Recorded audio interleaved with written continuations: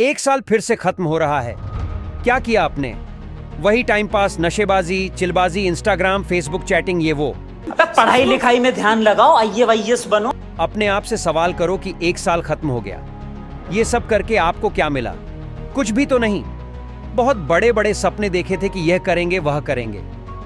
2023 में मैं वह करूंगा जो आज तक किसी ने नहीं किया। लेकिन अफसोस, ये साल भी खत्म हो रहा है, पर आज भी आपकी हालत वही है जो एक साल पहले थी। कुछ भी चेंज नहीं हुआ। और मुझे पता है कि आप 2024 में भी यही बहाने बनाकर अपनी जिंदगी को बर्बाद करने वाले हो।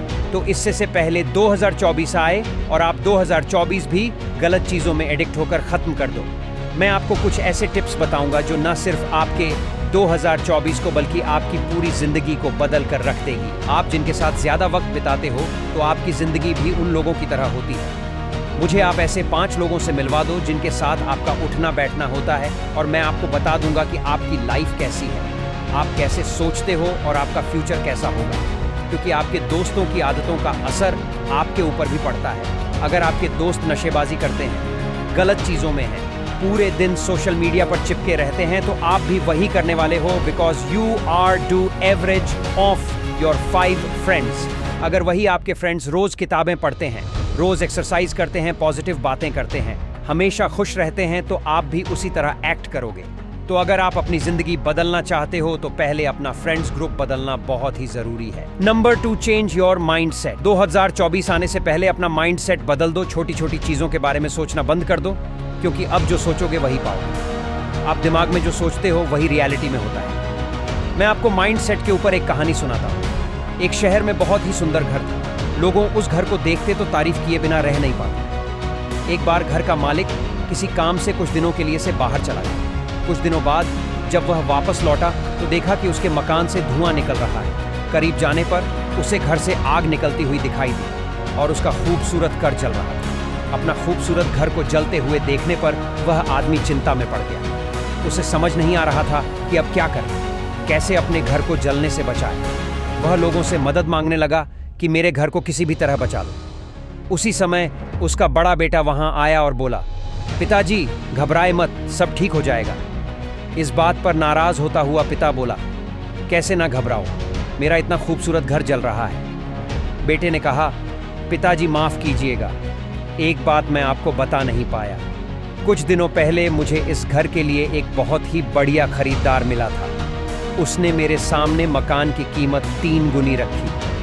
सौदा इतना अच्छा था कि मैं इनकार नहीं कर पाया और मैंने आपको बिना बताए ही सौदा तय कर लिया।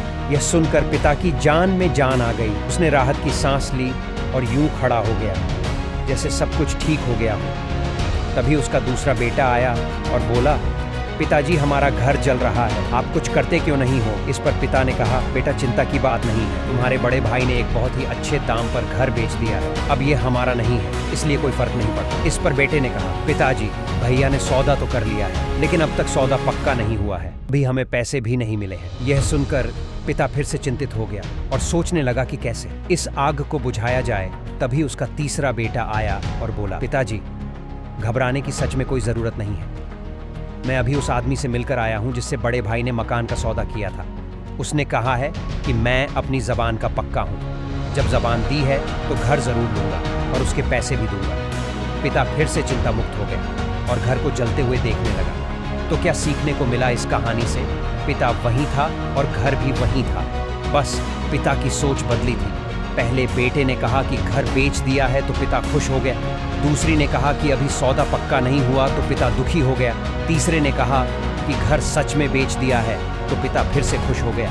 दोस्तों, हम जो माइंड में सोचते हैं वही रियलिटी में होता है। इसीलिए हमेशा अपना माइंड सेट पॉजिटिव रखिए, चीजें अपने आप बदलने नहीं लगे। Number 3, do it right now.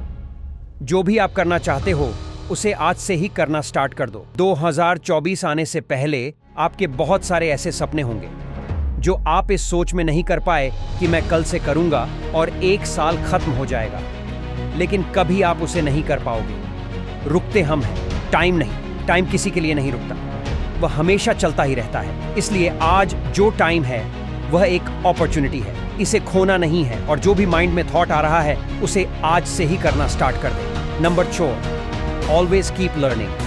हमेशा कुछ ना कुछ सीखते रहें।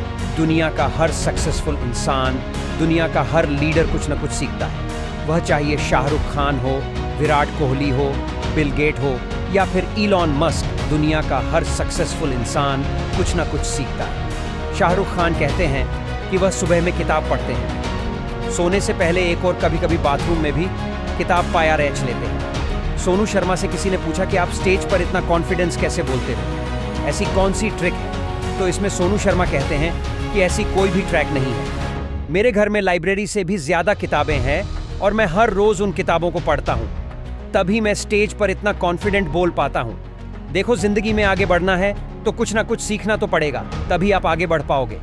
नेवर गिव अप, कभी हार मत मानना।